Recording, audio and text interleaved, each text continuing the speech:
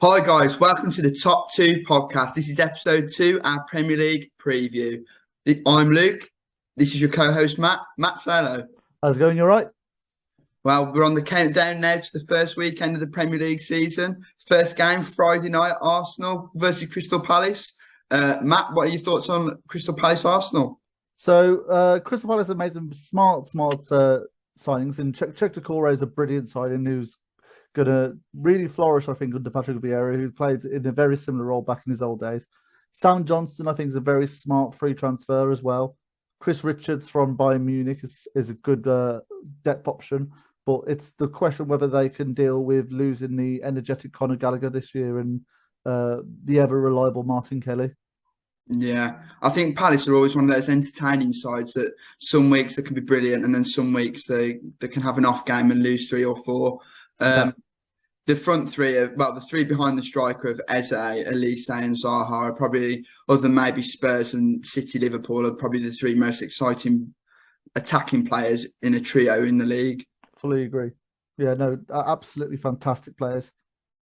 And I'm excited to see how they do this season because it's one of those seasons where it could be somewhere maybe either near the middle to top side, but they could also be very close near relegation. All depends on how form does at certain times in the season. Injuries will play a big factor as well into how they do. It's one of those where they don't have a lot of depth in terms of past Eze, Elise, and Zaha. If 2 of those get injured, mainly Zaha and one other, it could be a bit of a struggle for Palace, but I think they'll, providing they stay fit, they'll be okay. Yeah, I think Elise was the breakout one. Obviously, Eze had just come back from his injury last year, so he'll be like fresh and raring to go this season for them. But Elise, after his year at Reading, he really broke out well last year, and I think they'll be looking forward to what he can do over a full 38-game season this year, where he's a bit more established now, a bit more developed. They're obviously playing Arsenal Friday night, a game for Arsenal on the away trip to London. Obviously, this mirrors last season where they went to Brentford and they lost, on the opening day, come unstuck. Arsenal will be hoping that doesn't happen twice. I really like Arsenal's window so far. I think Gabriel Jesus has the potential to be the sign of the summer. He scored 6 or 7 goals in pre-season already. I think what let down Arsenal in the race for top 4 was that they didn't really have that striker that could score goals for them. They had Eddie Nketiah, who also has had a really good pre-season. He's bulked up. Looks like he could score some goals from now. But they had Nketiah and Lacazette last year, and I don't think either one of them got above 7 Premier League goals. And for a club challenging for top 4, that's nowhere near good enough. But I think Jesus, with the other players around them, the Sakas, the Martinellis, he could easily hit 15, 20 goals. And that could be the difference between just missing out on top 4 and just getting it. I also love the Zinchenko signing. I think Kieran Tierney, for all his merits, the one thing about him in his Arsenal career is that he's very rarely stayed fit. Whereas Zinchenko, he's a very capable backup. They had Tavares last season, but he was very raw, very offensive, not so good defensively. They won't have to worry about that with Zinchenko, who can also play in midfield in that left number 8 role. Possibly an upgrade on Granit Xhaka. But I really like the Arsenal team this year. I think Saliba coming back's like a new signing for them as well. And obviously all those young players will be a year on, a year more developed, a year more wiser. And I think they've done really well to be patient with Arteta. I think it's been a good project. He's a young manager too. Obviously, they've got the All or Nothing documentary coming out soon. That'll be an interesting watch. Yeah. Yeah, I really think Arsenal are a club on the up at the minute. And I think I also want to back up the opinion of sticking with Arteta. It's nice to see clubs actually stick with a manager, and it's actually worked out because the ideas that Arteta was trying to put across is very, very different from what Arsene Wenger was trying to put across. It's similar in the fact that it's that one-touch pass till the score. But Arteta, I think, is slightly more direct and wants to try and score a bit quicker than what Arsene Wenger used to like to do. Yeah, Arteta's approach mirrors that of Pep Guardiola for me, and that's why I also like the Jesus and Zinchenko signings. Yes. Obviously, they have been playing under Pep Guardiola for a while. You look at the way Arteta sets his team up in that 4-3-3, very similar to what Pep does. The pressing football, pace on the wings, the cutbacks into the striker. The one fullback that stays, which would normally be Tomiyasu, and then the one fullback that advances, that would be Tierney or Zinchenko. Very similar to what Pep does with Walker, who sits, and Cancelo, who would push on. Yeah. So what do you think the results will be? So I've actually gone for a strong Palace start of a 2-1 just because of the attacking front three that they've got in behind their striker of Eze, Elise and Zaha, but it could easily go either way. Yeah, I've gone the other way. I've gone 2-1 Arsenal. I think, Jesus, Saka, Martinelli, very, very good pre-seasons for all those guys. Erdegaard as well, he's one to watch. I also like the signing of Fabio Vieira that they've made as well. I think he'll be very good, but I think he's more of a long-term signing. I think they need 2 or 3 more as well. I don't think their window's done by any means. But yeah, I'm going 2-1 Arsenal. Okay, so the second game, the early kickoff on Saturday, is Fulham versus Liverpool. So Matt, what's your thoughts on this game? So, I mean, I think the only way that we can see this is Liverpool being absolutely dominant in this sort of game.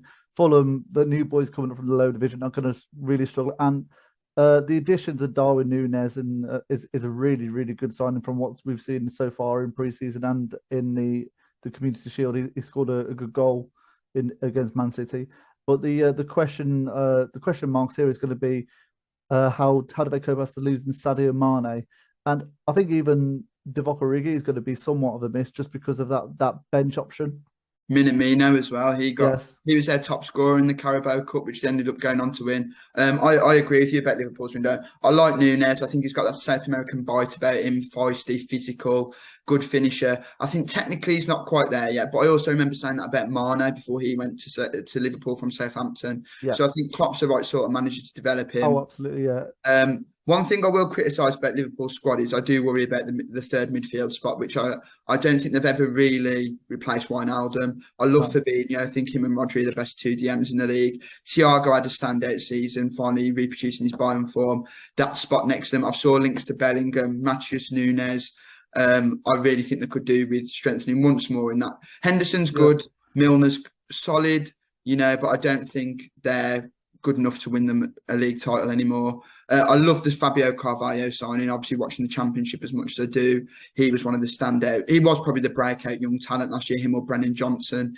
He's very skillful, very technical. I see him and Harvey Elliott having a real breakthrough season for them. But obviously, they've both come from Fulham, so it's only fair that we talk about Fulham. And I think they've made 2 really good signings. The first one, I can't believe he's gone there.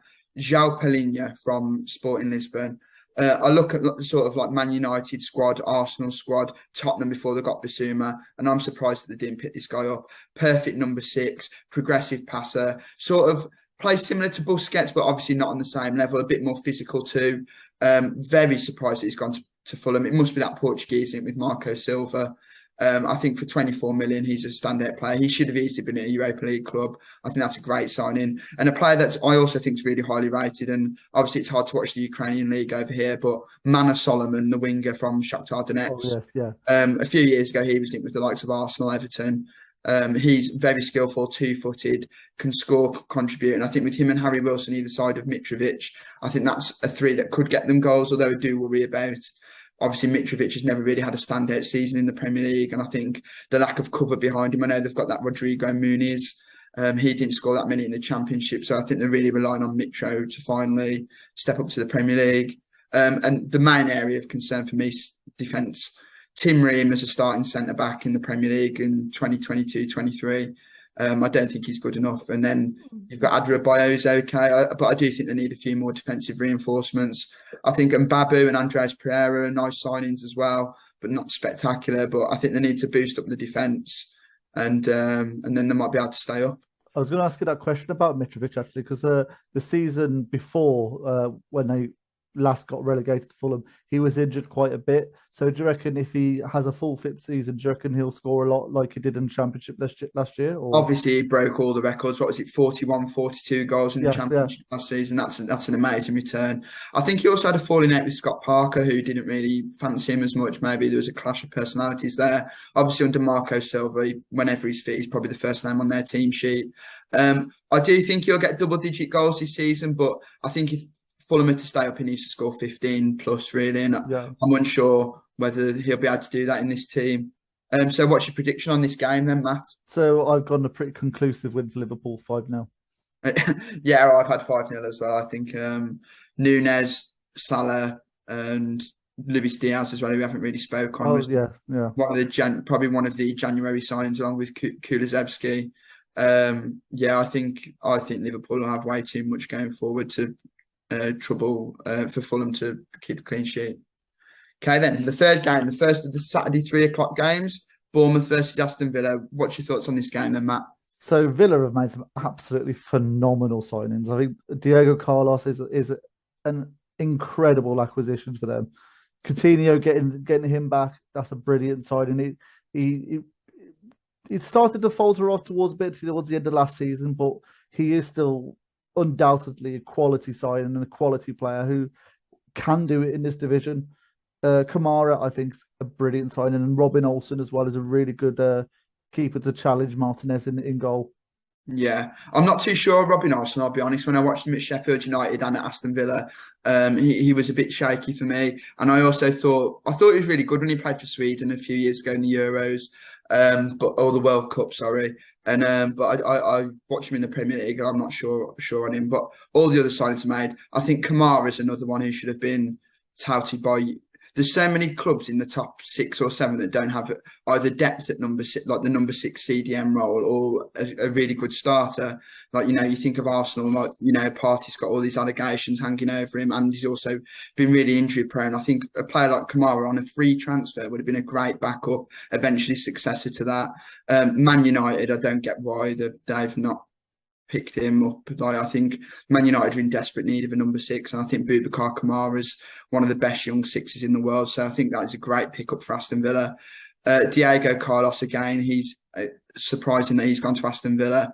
I think it's a really good project there under Steven Gerrard, and I do think they're in for a really good season. And they've let go for a few players.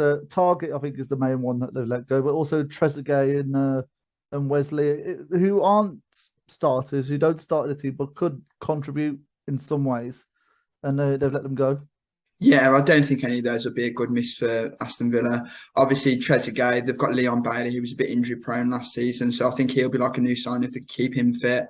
With regards to Target, they've got Digne, and a player I actually really like, because I did used to watch a lot of the Bundesliga, and when he played for, I believe, Werder Bremen, Ludwig Augustinsson, he was another standout for Sweden at the Euros or the World Cup. He's a really good cover left back, and he's good going forward, good delivery, but also really solid defensively. So I don't think they'll miss any of those players, and that's why I think they'll be in for a good season. On the other hand, though, I think Bournemouth are in for an absolutely torrid season. Spoiler alert for my predictions, I do think they'll finish bottom. I think the Championship last year was the poorest it's been for a number of years, standard-wise, and they came second in that, obviously going up with Scott Parker as the manager. I don't think the strength are anywhere near enough. Marcus Tavernier is a really good player. He got 10 goals last year for Middlesbrough. Obviously, he'll be playing in rotation with David Brooks, who had the cancer and thankfully beat it. And they've signed Joe Rothwell and Ryan Fredericks. But, I think there's a lack of goals in that team. And I think with the losses of Nat Phillips at the back and even the experience of Gary Cahill, I don't see them keeping enough clean sheets or scoring enough goals. I think they're poor either end of the pitch. And I think under Scott Parker, they don't play good attacking football to outscore teams, and they're not really solid defensively. No. They definitely need a goalkeeper as well. I like Mark Travers. I think he's a good young goalkeeper. I don't think he should be a Premier League number 1 quite yet. So yeah, I think that I think Bournemouth need 5 or 6 more signings to even think about staying up, really. I fully agree, and whether they can get those in soon enough, because even then, if they start looking at the when the window closes and they start bringing in those players, are they going to have enough time to gel? Or is it going to be too little too late for them? Yeah, I think it might be. You look at Dominic Solanke, scored 23 or 24 goals last season.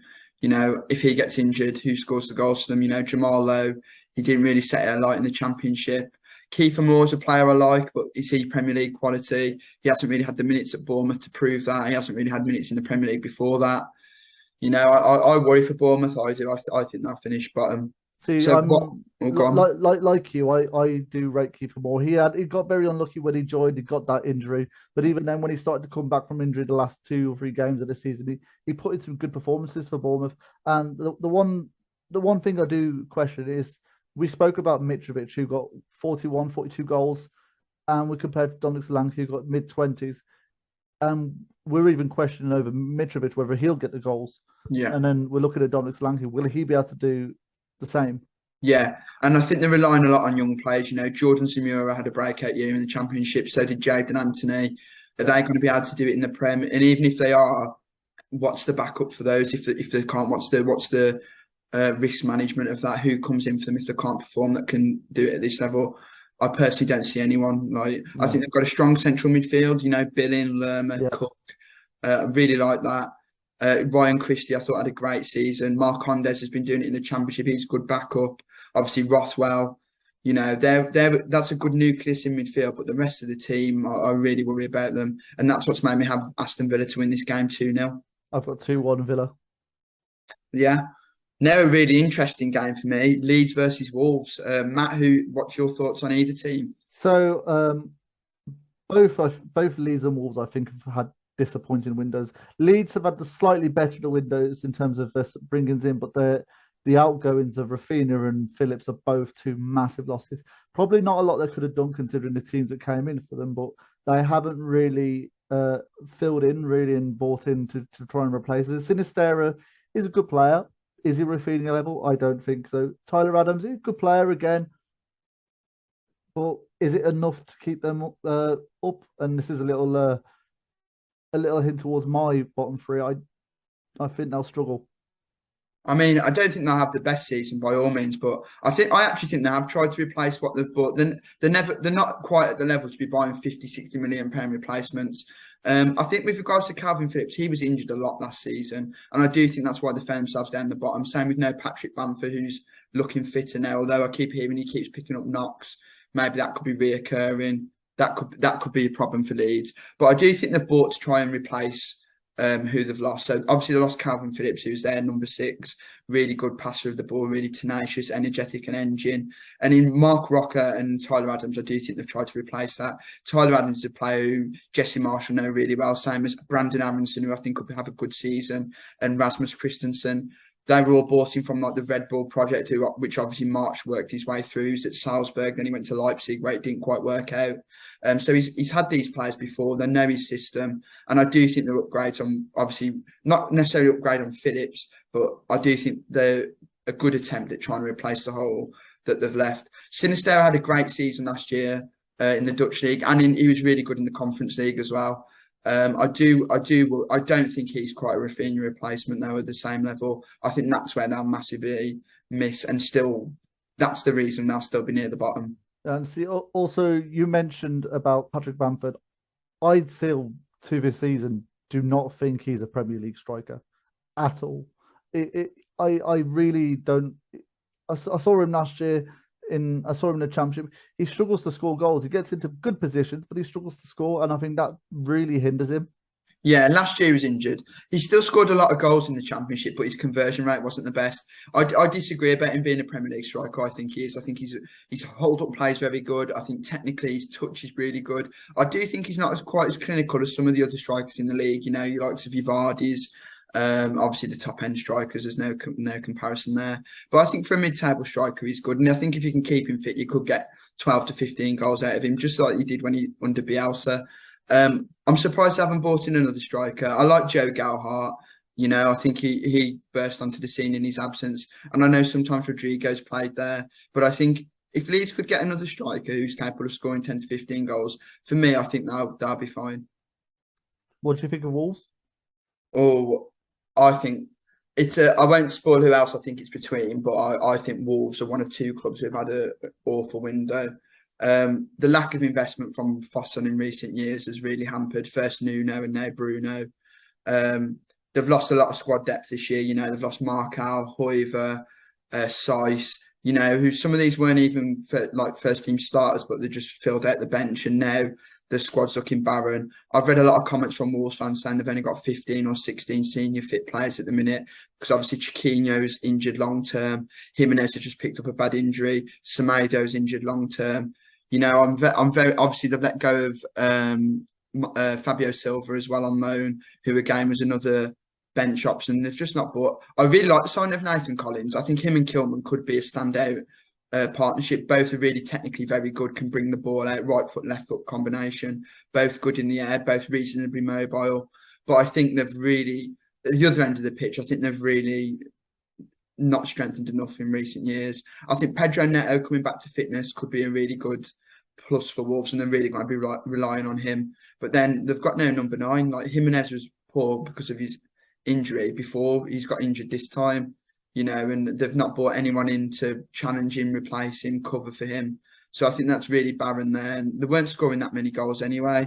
And I think they've not just signed enough. Like they've got a really good 11. And a few years ago, we were talking about them as dark horses for the top 6. But I think a lack of investment off the pitch just led to a massive regression from Wolves. And I think they're in for a poorer season for me.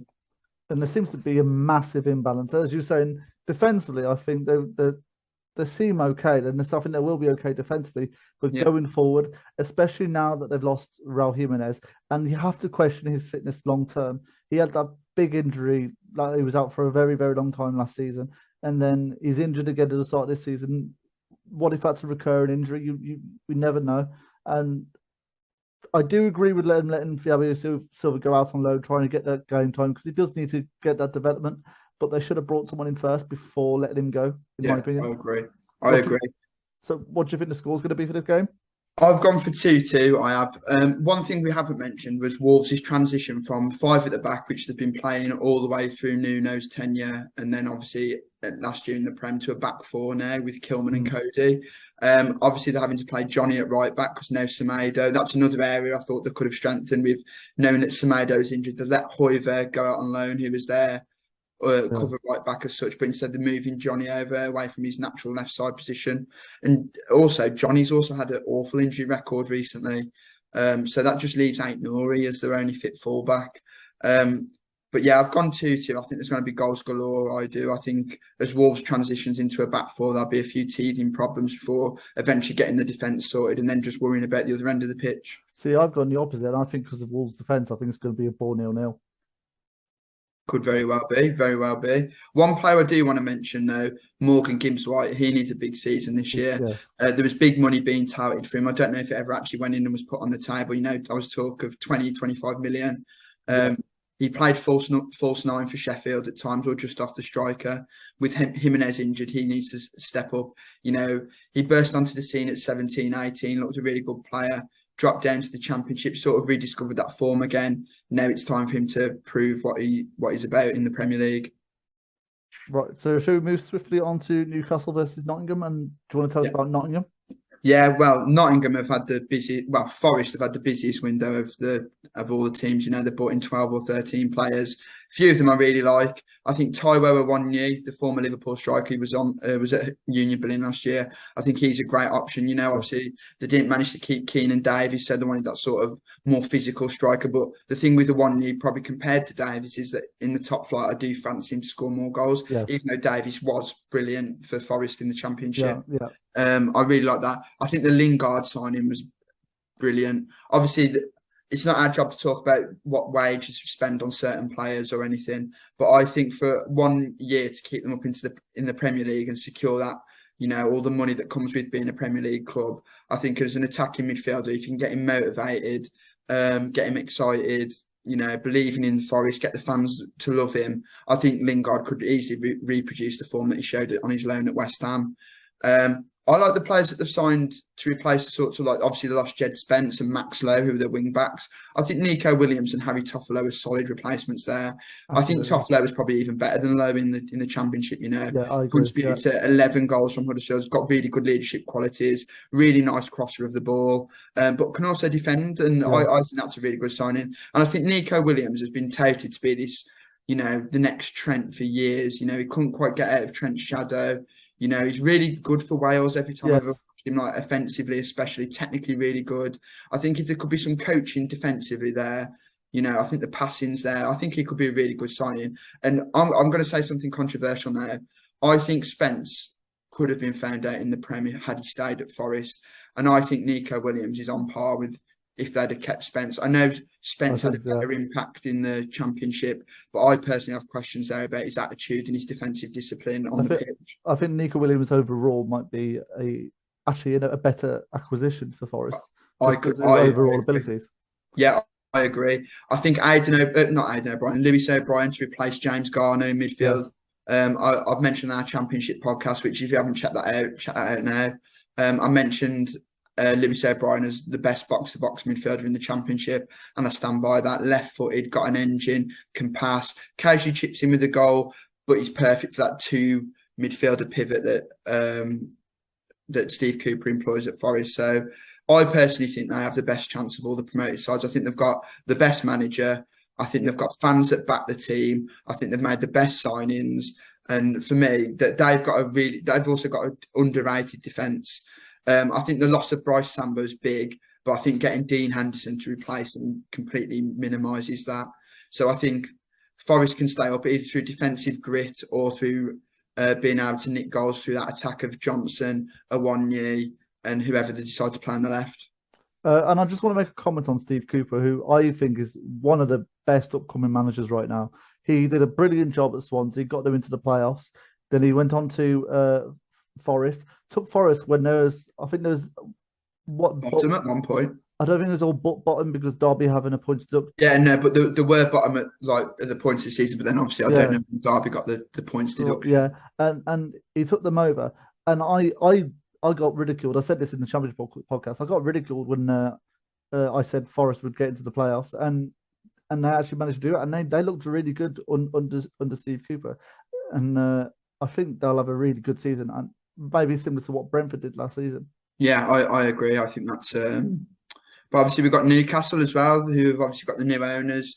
Eddie Howe's another good young up and coming manager. What do you think of their window? So they've had sort of quiet, but they've also spent well in terms of Pope, Botman, and Target. Those are the three main key in signings, and they're really, really top signings. Pope, I think, is a really good goalkeeper who will most likely start, but if not, really will push Dubravka. Botman is a brilliant centre-half signing. Target, I think, is a good left-back as well. And they've strengthened defensively, and I think with the rumours that they're going to try and sign Maddison as well, that'll be a brilliant signing for them. And this could almost be the fixture of where the two teams spent quite a lot of money battling out in the first game, and I think this could be an interesting watch. Yeah, on Nick Pope, I think he's coming in to be number one, 100%. I think he's a better goalkeeper than Dubravka anyway, but I think he'll be coming to be number one. Sven Botman as a signing, I think is fantastic. He's another one that I'm surprised has ended up where he's at. AC Milan, Man United have wanted him previously. Left-footed, tall, good in the air, but despite being 6'5", he's still mobile. He's not slow. He's not pedestrian. Obviously, the pace of the Premier League is different, so he might still be caught out. He's still young. He's still learning, but I think that's a really good signing. Like you, I do think they need that creative midfielder. There's talk of Maddison. There's talk of Lucas Paqueta. I think one of the revelations of last season was Joe Linton as a central midfielder. You know, his stats were amazing, but even on the eye, he was physical. He was a bully. He'd control games, and him in the partnership with Bruno Guimaraes, who was probably that third best January signing behind Diaz and Kulusevski.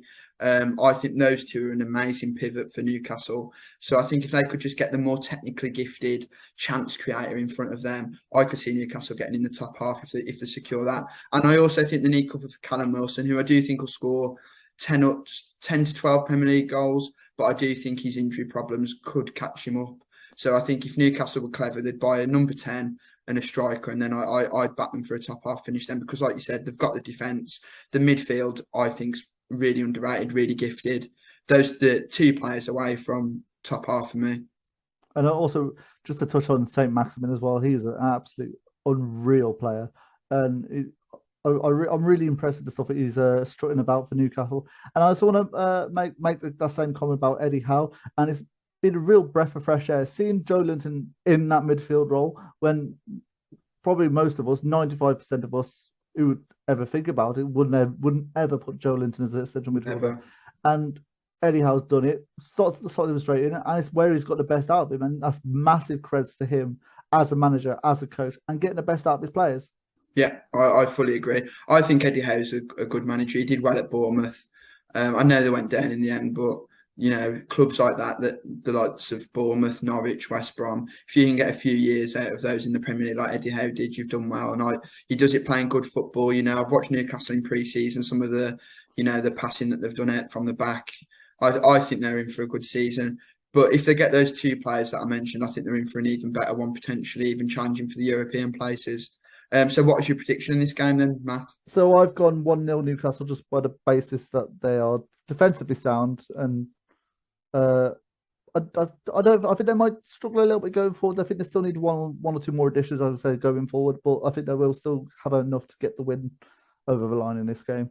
I've gone the same, but my reasoning's a little bit different. Forest have acquired all these new players, mainly like towards the top end of the pitch, and also quite recently as well. I think they're going to take time to gel. They started, albeit under a different manager, they started slow last season, obviously, which led to Cooper coming in. I think they'll be a bit slow off the marks before they sort of find their feet this year. So I've also gone 1-0 Newcastle.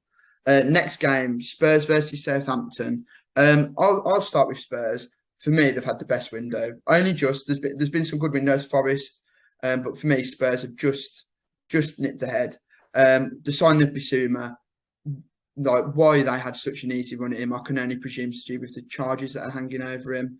But obviously, Tottenham must know all about that before taking the risk of signing him. For me, there's so many clubs that could have done with Bissouma.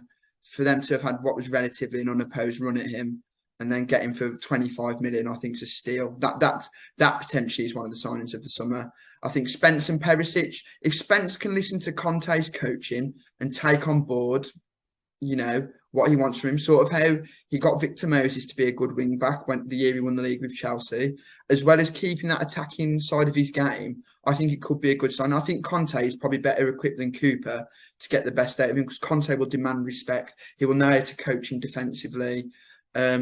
He won't take any passengers or any rubbish off Spence off the pitch. So I actually think both Forest and Spence have done well in who Forest have got and where Spence has gone to. Perisic obviously knows the Conte system, great wing back, but there's obviously questions about his age coming to the Premier League at this age, but Conte seems to do well with older players. He's coached them at Inter. The way he plays up and down, he's got a great fitness. We saw him for Croatia, albeit a bit further forward in recent times go by. Obviously, he helped break English hearts in the World Cup when we lost them in the semi-final. So that's a great signing. Richarlison is covered for the front three. He can play in Son's position, Kane's position, Kulusevski's position. The price, a little bit, not for us, again, not for us to say it's not our money. If they feel a backup's worth 60 million, it's worth 60 million.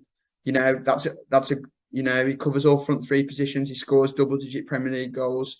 That's them covered now in the top end of the pitch. The only issue I have so far with Spurs' window is I think they need centre-backs. They've signed Clement Longley, who, I'm going to be honest, I don't know whether it's bad luck. Whenever I've watched him, he's been hopeless. He seems really weak. Yes, he's left-footed, so can offer balance, but he seems really weak. He switches off. I've watched him in games where Barcelona have conceded 3, 4, 5, especially in the Champions League against like PSG, Roma, and in the domestic league where they've conceded silly goals, and it's been because of him, Umtiti. I don't. On the loan, obviously, it's not a bad risk if it doesn't pay off, but I certainly think they need at least one more centre-back to go. I think Christian Romero is fantastic. I think Dyer's was brilliant under Conte, but I wouldn't, if I was a Spurs fan and I wanted top four, I wouldn't want Dyer to be my starting centre-back. And I think Ben Davies had a good season as well, but I think they definitely need some more centre-backs. But I do think Tottenham are in for a good season. They've got a fantastic manager, a fantastic stadium. And for me, they've got the best front three in the league. So I think they're in for a good season. I'm actually going to sort of disagree with you with the fact about needing another centre half, because with Eric Dyer and Romero in their back, they only conceded 8 goals in their last 14 games, and they did really well defensively. And Perisic is going to add to that defence. He's got that energy. He will be able to get up, even though he's getting on. He's got that natural fitness, and he's very good at getting up and down. And they've got Højbjerg just in front of them, who I think will be brilliant as well. I think he'll be replaced by Bissouma. I do in their team. I think it'll be a rotation. Yeah. Especially with the World Cup coming up in November, I think they'll both be utilised in that role. Yeah, I think it'll be Bissouma and Bentancur. But going back to your point about Dyer and Romero, as I said, this season Tottenham have more competitions to play, and I want to go deeper in the cups. They were kicked out of the Conference League early on, so they didn't have those deeper European fixtures. This year, they've got not the Champions League, but they will be wanting to get some silverware. They've got Antonio Conte as manager. Other than the Carling Cup in 2008, Tottenham haven't won a major trophy for 40 years, 50 years. They want silverware with Conte. Conte will come to win silverware, which means you're going to pick up more injuries, especially with, you mentioned the World Cup. That means games are going to be coming thick and fast up until the World Cup. So, yes, Dyer might be brilliant all season. Romero will be brilliant all season. But first of all, they play a back three, so they need someone to play with them. But also, they're going to be getting rotated out, and I don't think Davison Sanchez, Clement Longley. I'll reserve judgment on Ben Davies because I do think he's been better than the two that I've just mentioned for Tottenham. But if those two are being rotated in, you're going to get mistakes. And then if there's an injury to Dyer or Romero, two of your back three are going to be susceptible to mistakes. And under Conte, they're going to be definitely wanting top four Champions League. They're definitely going to be wanting silverware. But I also think they might have one eye on the league. Like that, Conte's done it before at Inter, where he's took a team that weren't the favourites. Juventus were dominant for years, and then he's took Inter and won the league with them. And I think Tottenham in the next 2 years over Conte will be hoping to get a title charge. Whether they will or not, I don't know quite yet. But you need better centre backs to be able to challenge for a league title than what you have coming in if Dyer and Romero got injured. And I think what also will be a loss for them is also losing Bergwijn. I think he's a good player, and I think he could have done a job, especially as you say about wanting to go further into competitions. Would have done well as options needed to rotate in those maybe group stages where they can afford to rotate. He will get goals, and he does get goals. I think he needed a loan personally. I think his age. I think he's only 22. I think there was a player in there. I think he was very pacey, could play on either side. I think the goals had dried up in the Premier League. I know 1 year he scored one, and then last year I think he scored a couple.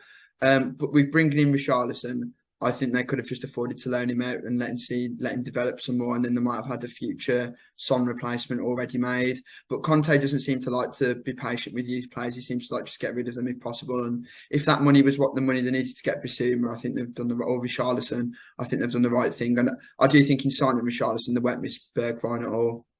So what do you think of Southampton then this season? So I think Southampton have definitely they've made some clever young signings, but I don't know if these are the right signings. I think Joe Aribo is a brilliant signing from Rangers. He had a really good season last year. And Gavin Bazunu as well from Manchester City, I think is also going to be a really good signing for them. But the only thing I question is about their experience. I like the project that they're doing with Southampton, but do they have enough experience in that club to try and steer them safely away from relegation? I think they will stay up, but whether it's steer them safely away from relegation, I don't think they have the experience for that. Yeah, I personally think Southampton will be in a relegation fight this season. I think I like the transfer policy as well, pardon me, of signing young up-and-coming academy prospects. I think Gavin Bazunu is a quality signing. He was amazing at Portsmouth last year, and he's been exceptional for Ireland. I watched him against Portugal in some of the other friendlies. He's a brilliant shot stopper for his age. I think he's really commanding of his box, good with his feet. I'm surprised City... Apparently, they have a buyback clause in there, so that's not quite as bad. But I'm surprised City let him go permanently. 13 million as well for... I think he's 22, 21. I think that for a young goalkeeper is an exceptional bit of business. Massive upgrade on McCarthy. I like the signing of Sekou Mara, highly rated youngster from Bordeaux, scored some goals in Ligue 1 last year, and obviously Lavia as well from the Man City Academy. But like you, I first of all, I worry where the goals come from. They didn't score that many last year.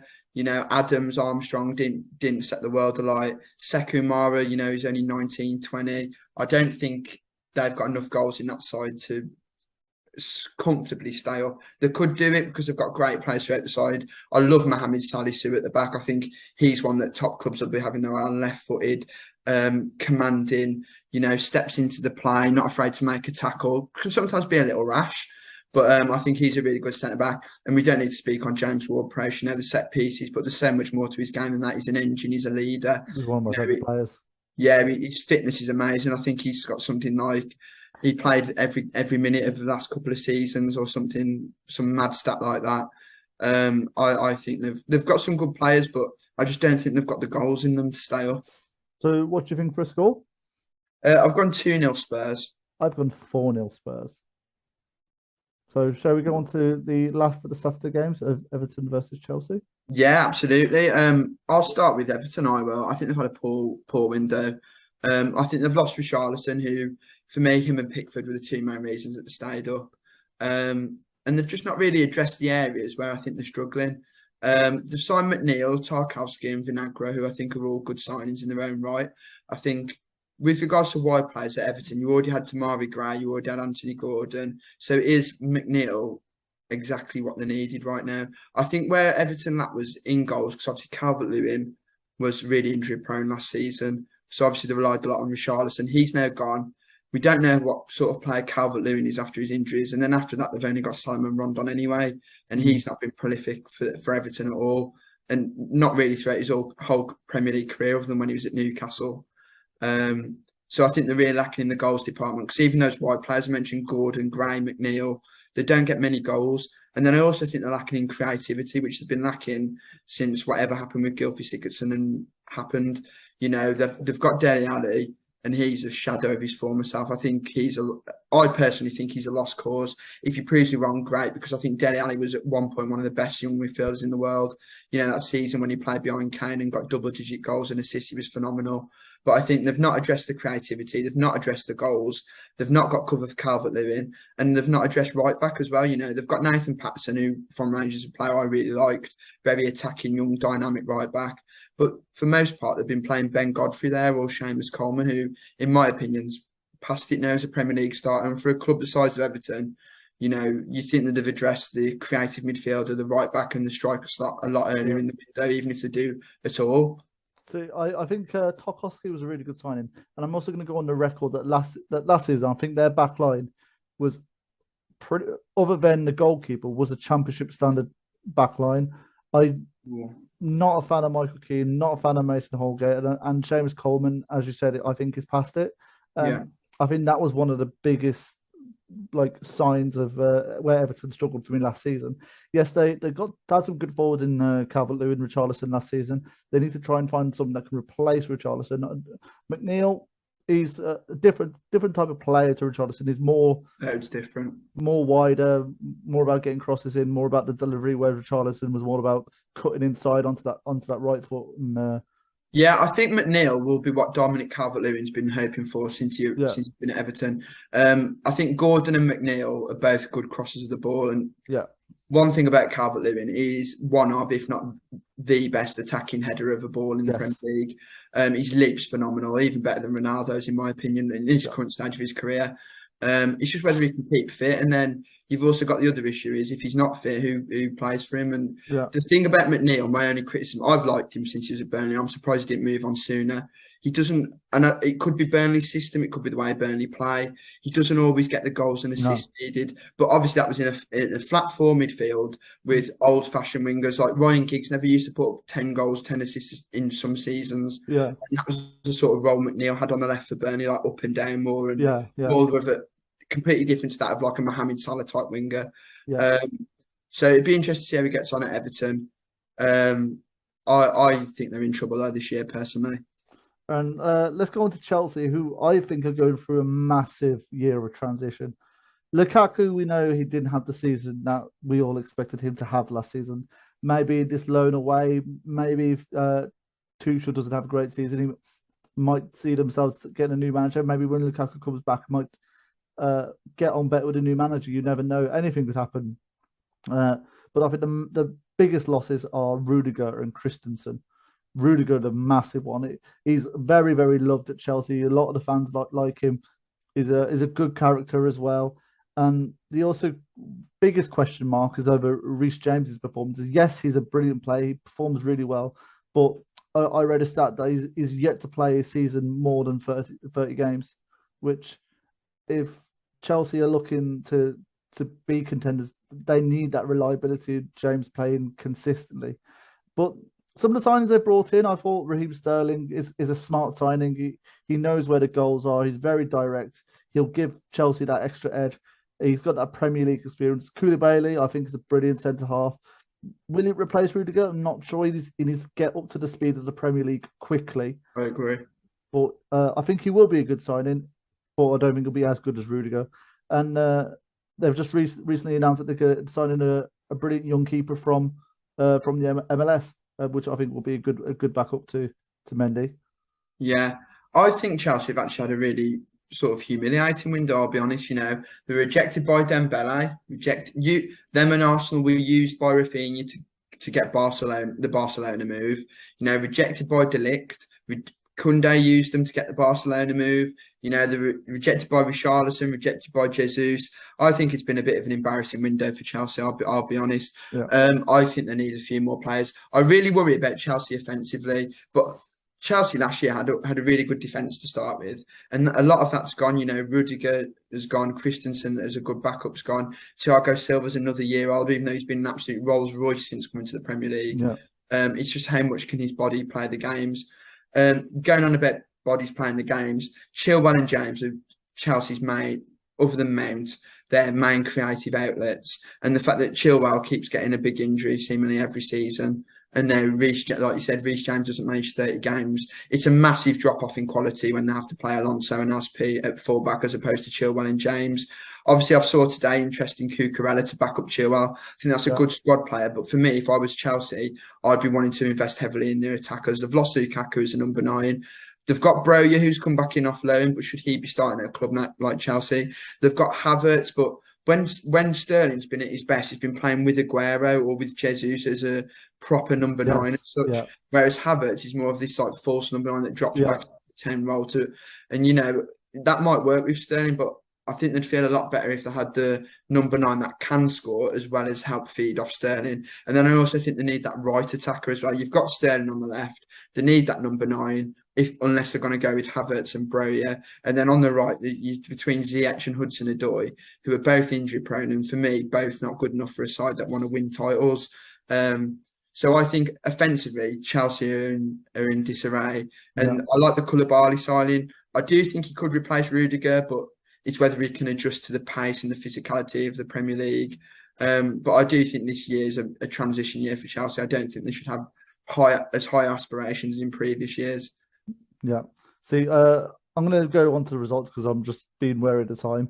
And I've got Chelsea down as a narrow 1-0 win for now, just because of the strength of Everton is. Yeah, I've gone 2-0 Chelsea. So let's move on to Leicester Brentford. I speak to a few Leicester fans, and that they've had an awful window. They've not brought anyone in, and at the time of recording, Fofana could be going to Chelsea, Tielemans could be going to Arsenal, albeit that move's called off. He does want to leave. He doesn't want to sign a new contract. Maddison's been at the interest of Tottenham and Newcastle. They've even had a bid off Newcastle rejected. Kasper Schmeichel's gotten a move agreed to Nice. And speaking to Leicester fans, they seem to feel that Rodgers' failure twice to get top 4, falling out towards the last sort of couple of weeks of the season, and then last year not getting Europe, them not having funds to buy new players to progress them is a sign of their owners not having enough faith in him.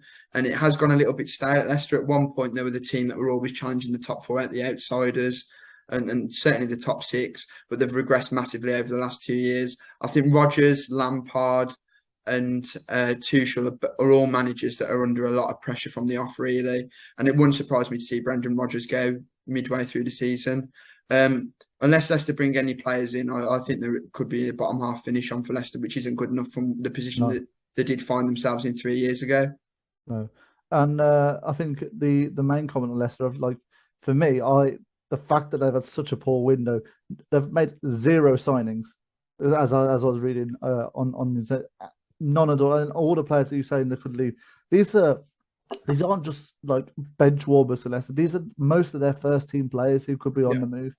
And if they don't find any replacements, and if they don't use the money to try and replace them, or even parts of the areas, they could be proceeding to struggle. And I'm going to go on the record and say, if they lose those players, they won't get top 10, anywhere near top 10. Yeah, I don't think they will, even if they keep them. I don't think they've strengthened enough. Obviously, they've got no European football this year, so the squad won't be stretched as much. But, you know, if you look at the depth they've got as it is, past the first 11, it's not the healthiest of benches compared to other teams in that top 10. Sort of similar situation to Wolves. And then if you're losing players that have tried and trusted at Leicester for 4 or 5 years, your likes of Tielemans, your likes of Maddison, you know, even Fofana, even though he's only been there a short time, was phenomenal before his injury. And he looked to have got back to his best towards the end of last season. But I think they will finish bottom half. But if they lose those players and don't replace them, I think it could be even worse.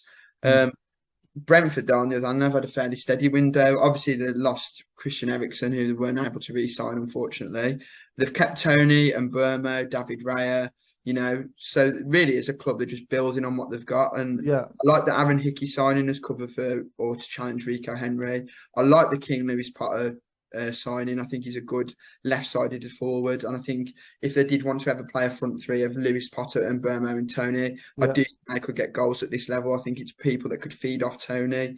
I think Ben Mee is a really strong centre-back signing. Obviously, he can play in the middle or cover for Ethan Pinnock as that left-footed balance.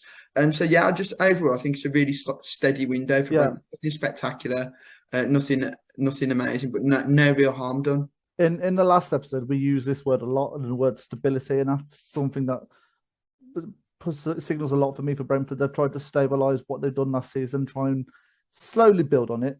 I think whether they're able to replace Ericsson, I think that's going to be a big loss.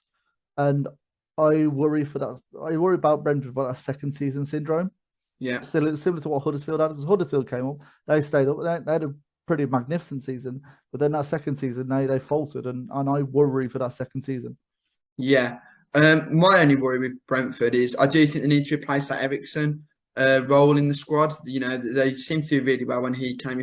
Obviously, they won't attract anyone nearly as good as Ericsson. They'll have to either find a gem that develops into an Ericsson level, because obviously the circumstances around Ericsson were a bit different, you know, coming off the heart injury. You just get back and play football. Luckily, he's okay. Yeah, thankfully. But yeah, I think they need to really replace that role in the team, especially the set pieces as well. They're really good. You know, they've got Ayer, Janssen and Pinnock at the back. Now Ben Mee, Tony's good in the air, you know, so they really attack those set pieces. So I think they need someone that can deliver a constantly good delivery. And my only other criticism of the squad, which I'm hoping they address, is that if even Tony gets injured, that is a massive blow to their team. Similar to Everton with Dominic Calvert-Lewin, they've got no real number 9 cover. They've got Burmo who can play there, but he's not a traditional number 9. So I think if Brentford can sign that striker and that number 10, I think they'll be in for a top of the middle table sort of area, you know, between that 10 to 13, top of the bottom half.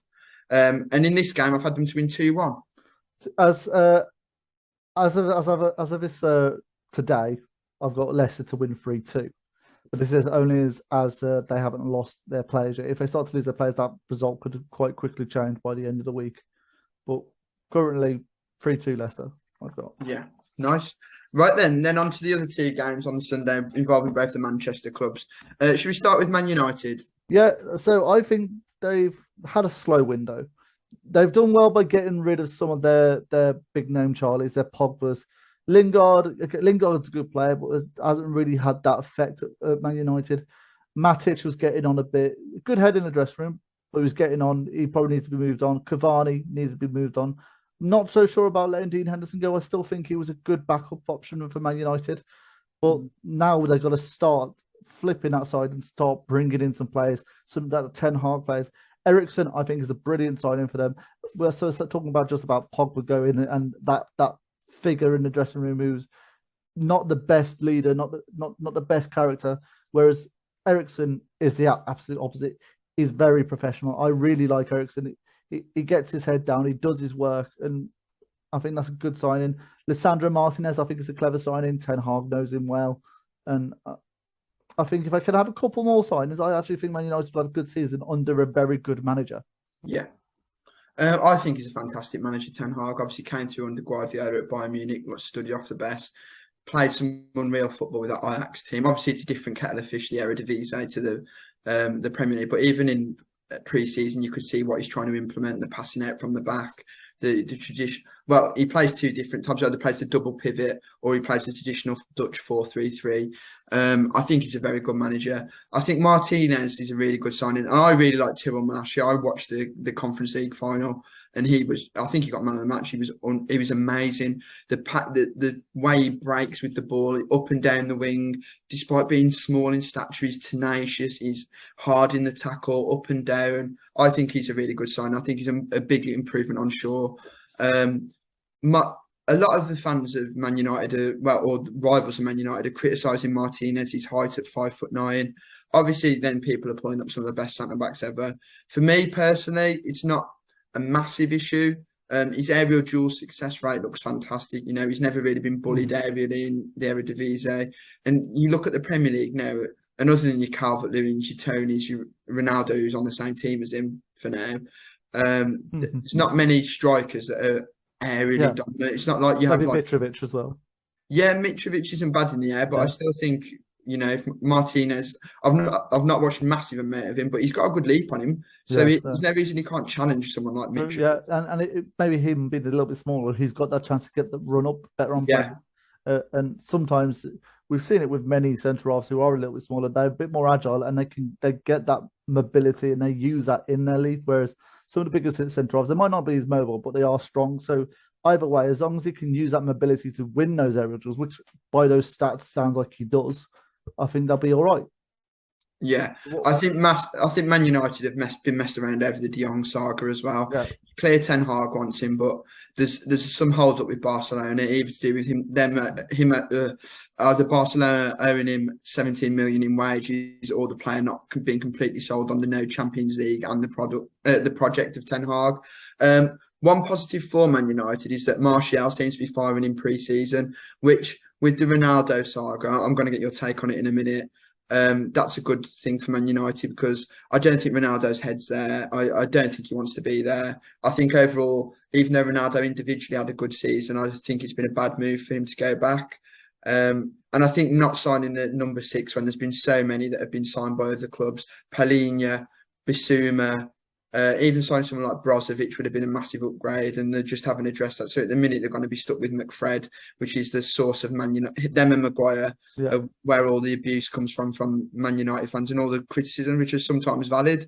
Yeah. So what's your take on the Ronaldo saga before we move on to Brighton? I actually think the one thing that put the nail in the coffin for Ole Gunnar Solskjaer was the Ronaldo signing. Ole Gunnar Solskjaer had a way of playing. He had a certain way of playing, and Ronaldo did not fit that system. Ronaldo's a fantastic player, and there must have been something in the contract that said that Ronaldo had to play, because you don't bring a player like that to a club and he doesn't play, and that kind of meant that Ole Gunnar Solskjaer had to change his system, and I think it was a system that he wasn't comfortable at getting the best out of players.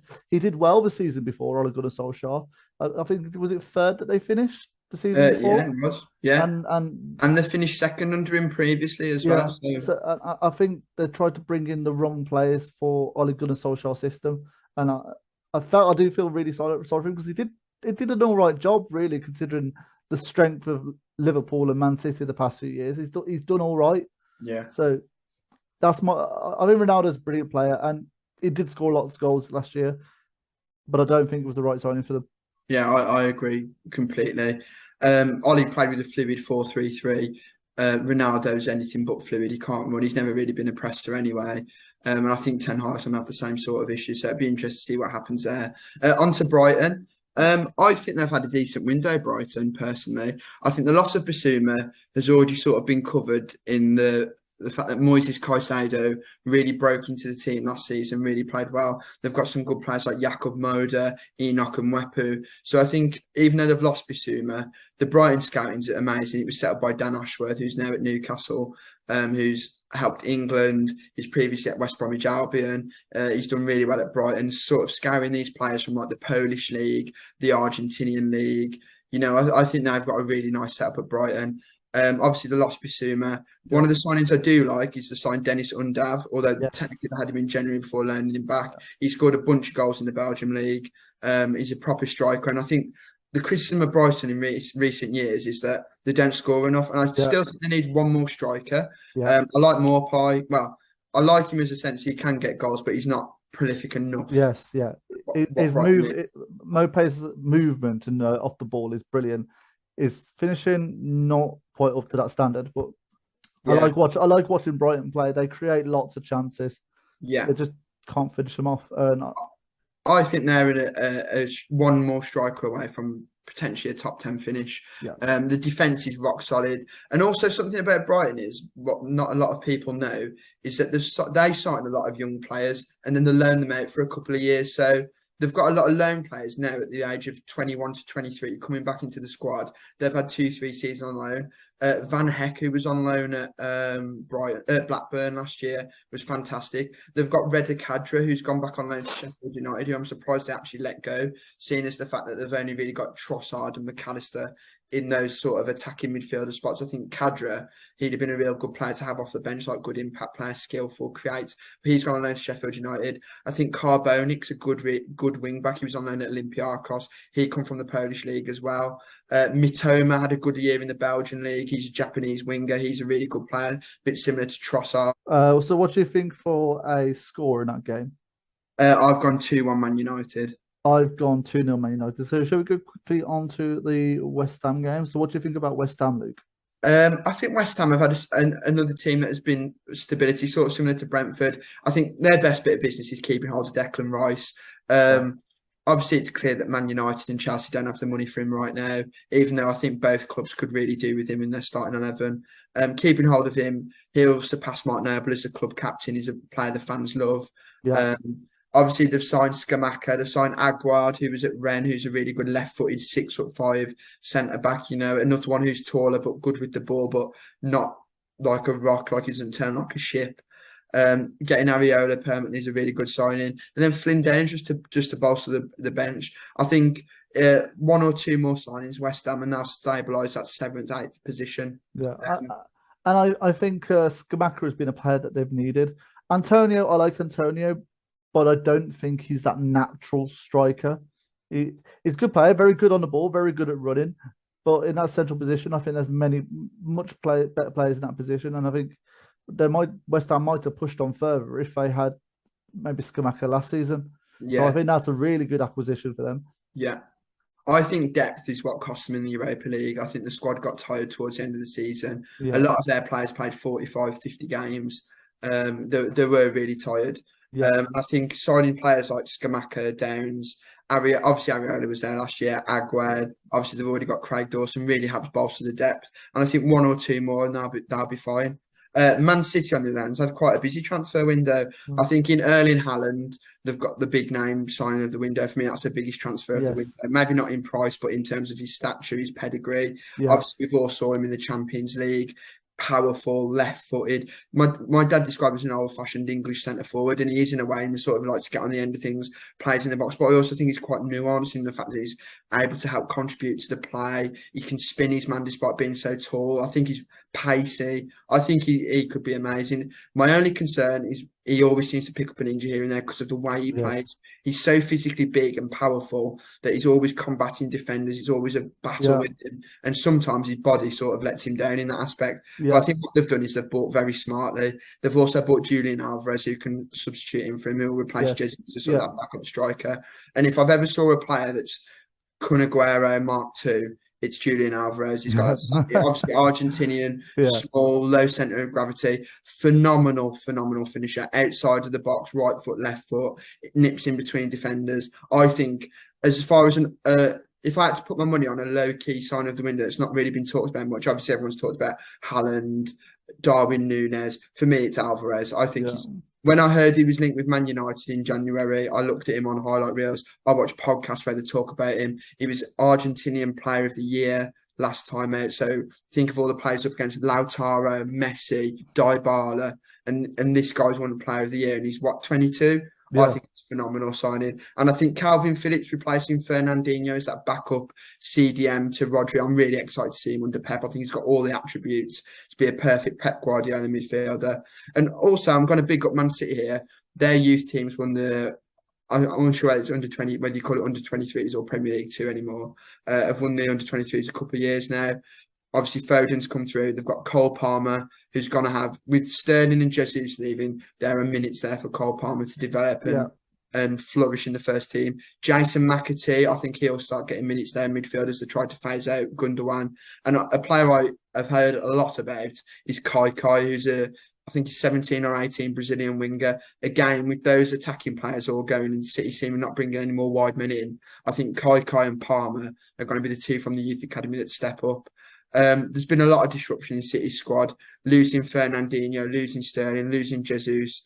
They're three big squad players, and spoiler alert, that's why I think there could be sort of not a transition season because I think them and Liverpool are so far ahead, but I don't think they're going to be as dominant straight away this year. And I think also I also saw about because they were linked with Cucurella, but that interest has seemed to have ended.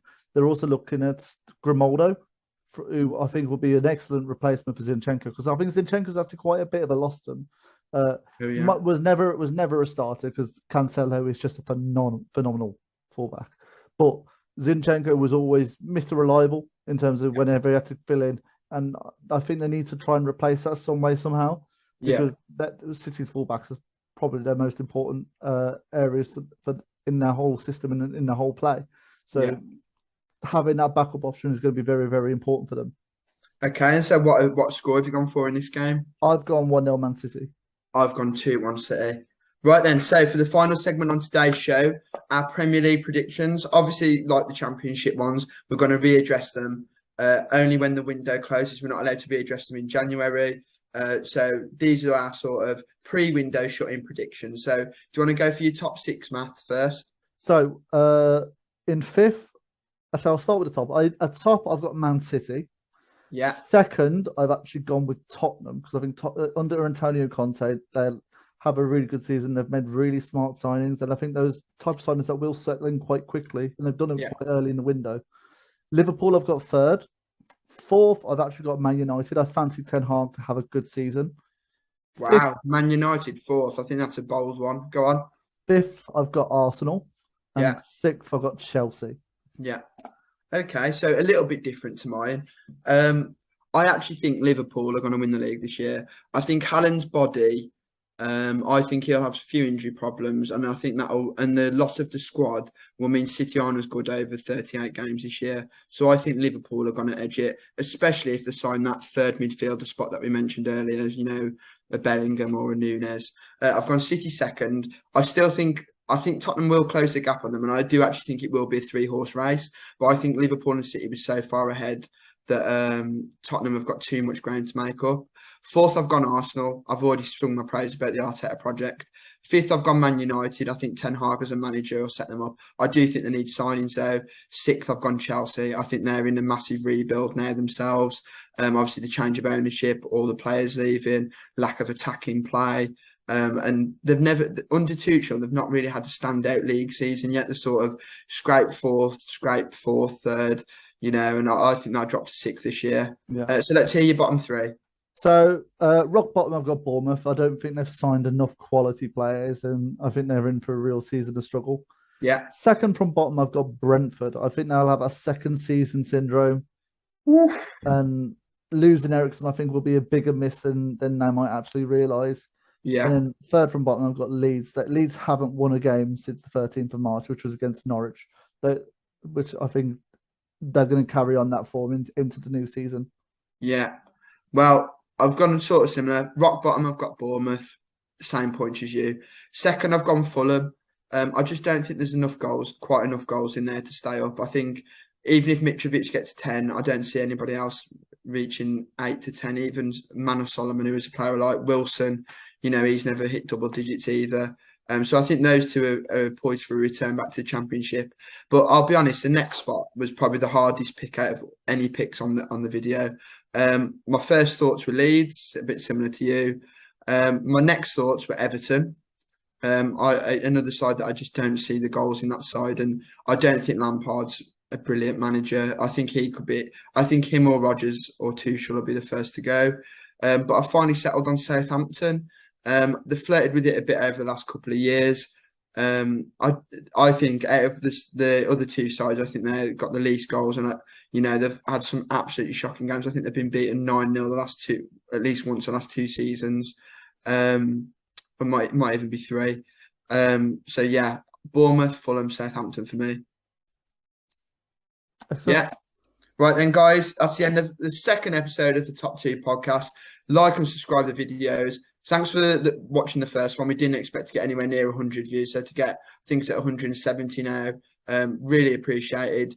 Like and subscribe, share it to your friends, and we'll see you on the next one. Peace out. Thank you.